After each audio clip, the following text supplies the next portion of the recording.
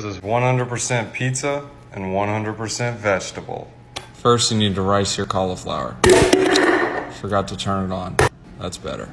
Some eggs, some oregano, some cheddar, mix a lardo. Transfer the mixture to a pan with the metal side up and spread a lardo. Get it, Karen.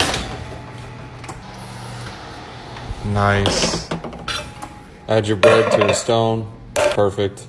Some cheddar, some sauce, spread a lardo, some of this stuff, some pepes. Hey, Karen, do your thing. Hey, Olive. Perfect. Done. Fancy slices.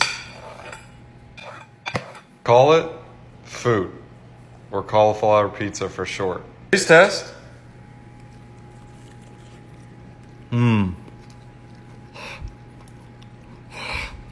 Pizza.